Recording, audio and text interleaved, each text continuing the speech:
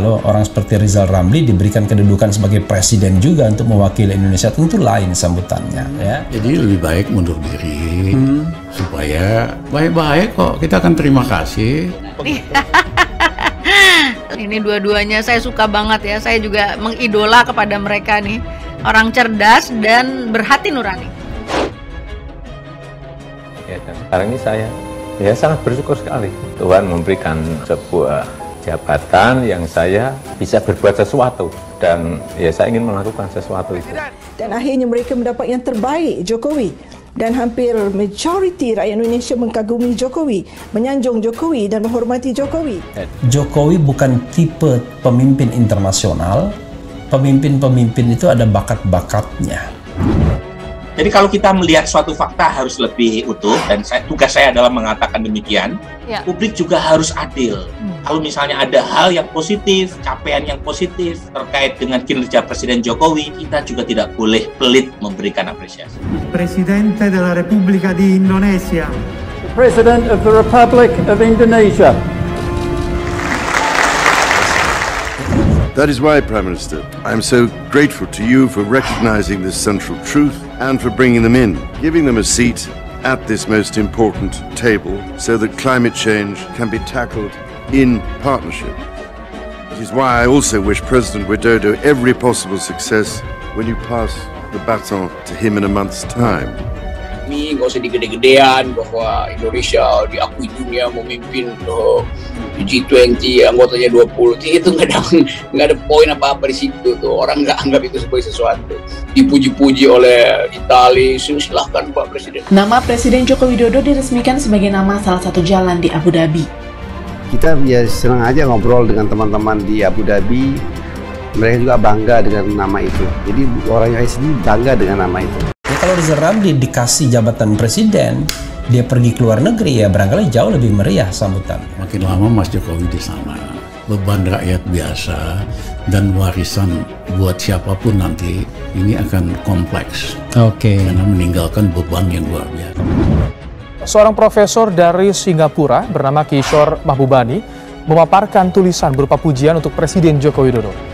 The style of President Jokowi, which is understated, which is low-key, is exactly what is needed when you're dealing with these very, very loud, I call them elephants, but in some ways they're like loud tigers, China and United States. The quiet, understated leadership of President Jokowi could help to calm down these raging elephants and tell them, hey, calm down, we got more important things to do. And that's why I am actually optimistic that Indonesia can provide good leadership of G20, and I'm confident that Indonesia's leadership of G20 will be a success. Presiden Jokowi dengan segala hormat bukan tipe yang seperti itu, sobat era sekalian ya. Beda sama Susilo Bambang Yudhoyono yang memang lama di Amerika Serikat. Atau misal ya, orang seperti Anies Baswedan justru lebih hidup kalau di luar negeri. Karena dia lama juga di Amerika Serikat, 6 tahun.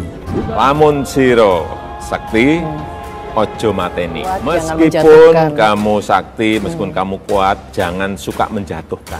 Lamun siro banter, ojo ndisiki.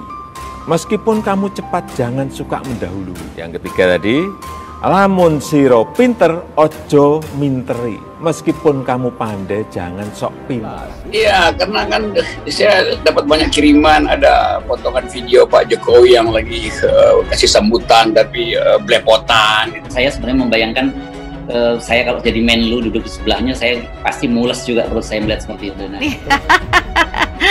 Ini dua-duanya saya suka banget ya. Saya juga mengidola kepada mereka nih. Orang cerdas dan berhati nurani. Kalau di Indonesia kita kaji sejarah daripada 98 sampai hari ini 2021, kita tengok daripada Soeharto bertukar kepada Habibie kepada Megawati kepada Gus Dur, Gus Dur kepada Bambang Susilo kepada Jokowi, dan akhirnya mereka mendapat yang terbaik, Jokowi. Dan hampir majoriti rakyat Indonesia mengagumi Jokowi, menyanjung Jokowi dan menghormati Jokowi. Tapi kalau untuk dunia internasional ya mulai agak kurang nyaman ya, karena barangkali tidak terbiasa kemampuan bahasa dan juga latar belakang pendidikan, latar belakang pengalaman dan lain sebagainya. Ya, kita harus memahami contohnya Rafli Harun, ya, orang pintar. Rafli Harun udah 2 kali komisaris utama, bos, di BUMN. Tahunya karena nggak punya prestasi dihentikan jadi barisan sakit hati, gabung dengan para barisan sakit hati lainnya. President Joko Widodo of Indonesia. Indonesia has been a wonderful leader. Welcome. Halo, bangga buat Indonesia memimpin. Kan G20 itu kayak arisan doang. Apa hebatnya, biasa doang. Mahbubani menulis artikel berjudul The Genius of Jokowi dan menceritakan capaian Jokowi selama menjadi Presiden Indonesia. Indonesia can be part of a much larger wave of growth and development in Asia.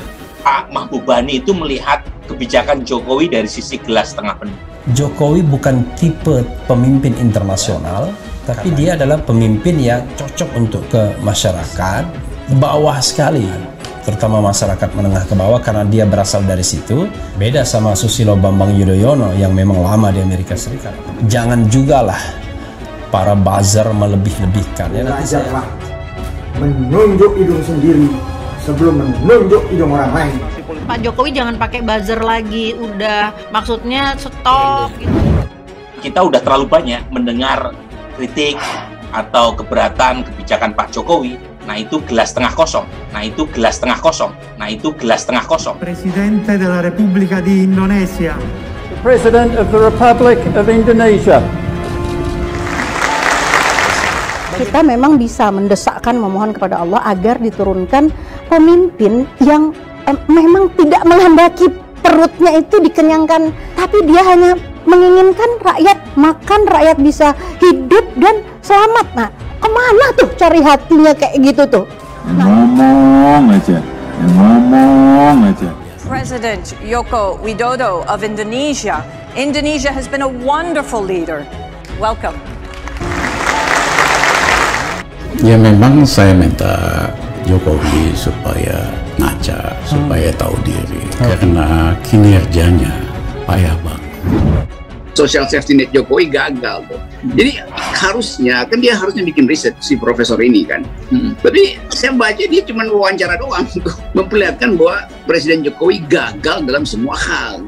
Kalau gagal semua hal, menurut saya Rocky Gerung juga. Gagal semua hal, Rocky Gerung juga. Gagal semua hal. Kan mestinya sebagai analis dari Singapura ini, lakukan riset dengan perbandingan apa yang di riset di Australia, riset di Amerika. Tidak ada yang salah dengan datanya. Beberapa tulisan Mahbubani itu ada dasar empiriknya.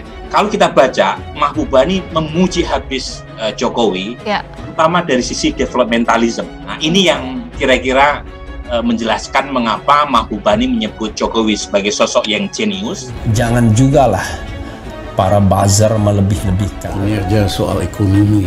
Sebelum pandemi aja udah rusak. Hari ini lebih rusak. Jadi kalau kita melihat suatu fakta harus lebih utuh, dan tugas saya adalah mengatakan demikian, publik juga harus adil. Kalau misalnya ada hal yang positif, capaian yang positif terkait dengan kinerja Presiden Jokowi, kita juga tidak boleh pelit memberikan apresiasi. Seorang profesor sekaligus peneliti di National University of Singapore, Kishore Mahbubani, memuji Jokowi sebagai sosok pemimpin yang jenius. Dia menyebut Jokowi sebagai pemimpin paling efektif di dunia. Di tengah panasnya kritik dan fitnah, juga nyinyiran dari pengamat politik Rocky Gerung yang tak pernah berhenti menghina Presiden Jokowi. Tak disangka-sangka, pujian justru datang dari seorang profesor negara tetangga kita, Singapura. Sorotan terhadap kejeniusan Jokowi ini ia sampaikan dalam tulisan berjudul The Genius of Jokowi. Tulisan ini tayang pada 6 Oktober 2021 di Project Syndicate, sebuah media nirlaba yang fokus pada isu-isu internasional. Kishore Mahbubani menyebut Jokowi telah menjadi pemimpin yang layak mendapat pengakuan atas keberhasilannya dalam memimpin. Jokowi, tulis Mahbubani, membuat model pemerintahan yang bisa dipelajari oleh dunia. Pada saat bahkan beberapa negara demokrasi kaya memilih penipu sebagai pemimpin politik mereka, keberhasilan Presiden Indonesia Joko Widodo layak mendapat pengakuan dan penghargaan yang lebih luas. Jokowi memberikan model pemerintahan yang baik yang dapat dipelajari oleh seluruh dunia, ujar Kishore Mahbubani dalam tulisannya itu. Lebih lanjut, dia menyebut Jokowi bisa menjembatani kesenjangan politik di Indonesia. Dia membandingkan keberhasilan Jokowi ini dengan Joe Biden dalam Pilpres Amerika Serikat 2020 yang belum bisa mengatasi perpecahan. Sebagai permulaan, Jokowi telah menjembatani kesenjangan politik Indonesia hampir 1 tahun setelah Joe Biden memenangi pemilihan Presiden Amerika Serikat 2020. 78% dari Partai Republik masih tidak percaya dia terpilih secara sah.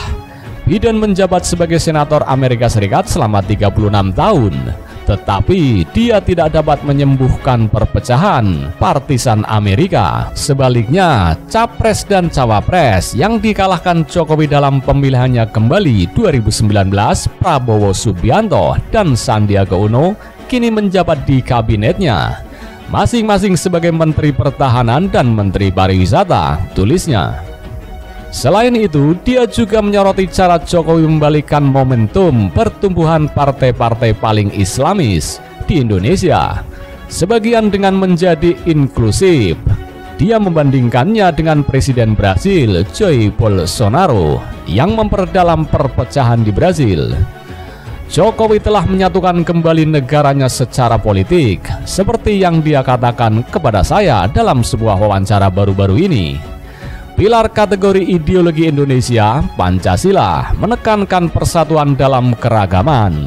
Untuk itu, pembangunan koalisinya yang terampil menyebabkan disahkannya Omnibus Law tahun lalu, yang bertujuan untuk meningkatkan investasi dan menciptakan lapangan kerja baru, ujarnya.